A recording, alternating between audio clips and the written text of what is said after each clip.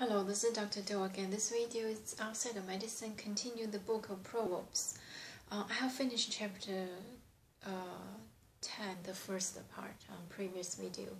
The title of this chapter 10 is called Proverbs of Solomon. I think it's from his experience, his knowledge, and his wisdom he put down in this book. Some of them are still quite practical for today. For example, the diligent hands bring wealth, which means encourage hard working. However, on top of this simple word, hard working, we all know it. We all know it. We all say it all the time. But this hard working is really need wisdom. A lot of hard working just futile, cannot do anything good. But still, in general, if you believe hard working under guidance of wisdom, it will bring the wealth anyway. So just keep this in mind. And also a lot of other sayings, like the memory of righteous will be a blessing. So remember those good time, good people, and so that's the first part of this chapter 10. I'm going to continue to read the second half of chapter 10. When words are many, sin is not absent, but he who holds his tongue is wise. The tongue of the righteous is choice silver, but the heart of the wicked is of little value. The lips of the righteous nourish many, but fools die for lack of judgment.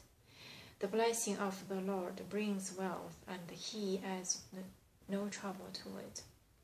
A fool finds pleasure in evil conduct, but a man of understanding delights in wisdom. What the wicked dreads will overtake him, what the righteous desire will be granted. When the storm has swept by, the wicked are gone, but the righteous stand firm forever. As vinegar to the teeth and smoke to the eyes, so is a sluggard to those who send him. The fear of the Lord adds length of life, but the years of the wicked are cut short. The prospect of the righteous is joy, but the hopes of the wicked comes to nothing. The way of the Lord is a refuge for the righteous, but it is the ruin of those who do evil. The righteous will never be uprooted, but the wicked will not remain in the land. The mouth of the righteous brings forth wisdom, but a perverse tongue will be cut off. The lips of the righteous know that it's fitting, but the mouth of the wicked only what is perverse. So this is about the second part of chapter 10. I think talk about the words and the tongues. If you read the Bible, many times mention restrain your tongue. It is hard, isn't it?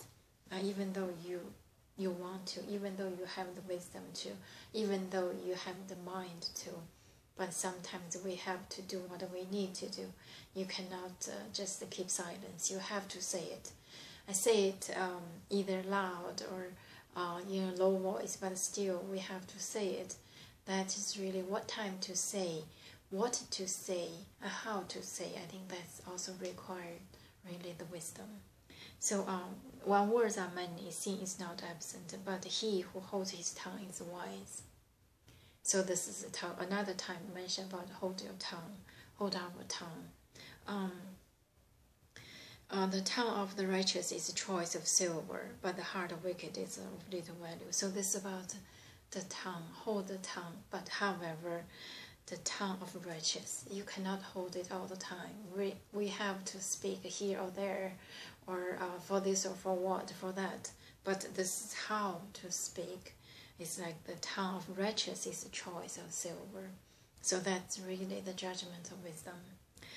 The lips of the righteous nourish many, but fools die for lack of judgment. Again, talk about the tongue, the talking, the lips of righteous.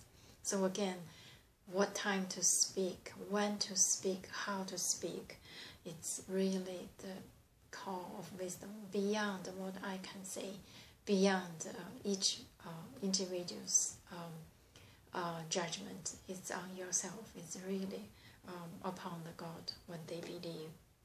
The blessing of the Lord brings wealth, and he adds no trouble to it. So the blessing is for those who are wise and talk in the right time, talk the right content, talk to the right people. So that's about really the judgment, and rely on the wisdom and will be blessed. A fool finds pleasure in evil conduct. A man of understanding delights in wisdom. Again, talk about delights in wisdom. What the wicked dreads will overtake him. What the righteous desire will be granted. Talk about the righteous and the wicked. Who are righteous? Who are wicked? We cannot judge by how much they hold, how much they lack, or how luxury they live, or how plain, ordinary they live. So really, it's beyond anyone's judgment. When the storm had swept by, the wicked are gone, but the righteous stand firm forever. So this is about the talk about the reality. We live in the world changing in as fast as I blink. So who is always standing firm? This is called wisdom. But is this always associated with the righteous? I think by not our judgment again. The fear of the Lord adds length to life, but the years of wicked are cut short. So talking about the wisdom, if you recall, wisdom started from fearing of the God. The prospect of righteous is joy, but the hopes of the wicked come to nothing. Again, talk about the righteous and wicked. It's really the wisdom call. The judgment call is the wisdom call. What do you think is the right time to act? What do you think is the right time to speak? That's really rely on wisdom again. That's all I can say.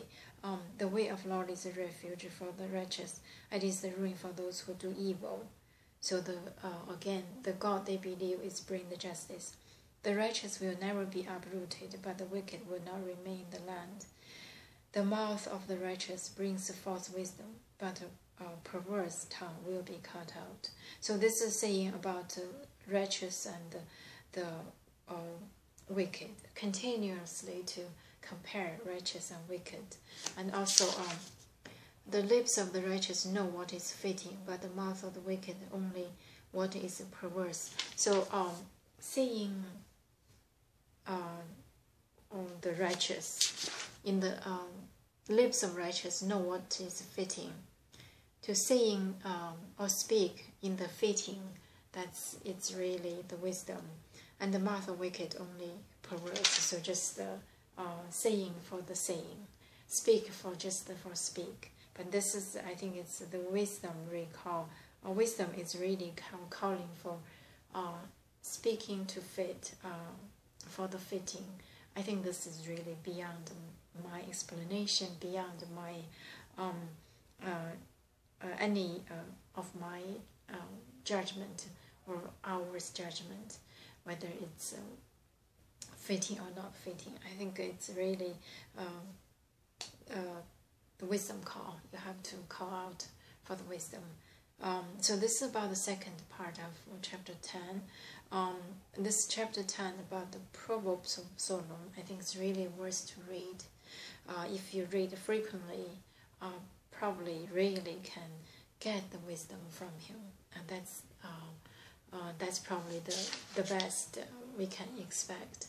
I'm going to stop here today and hope that you can read, interpret in your own way. Thank you for watching. I'll see you next time.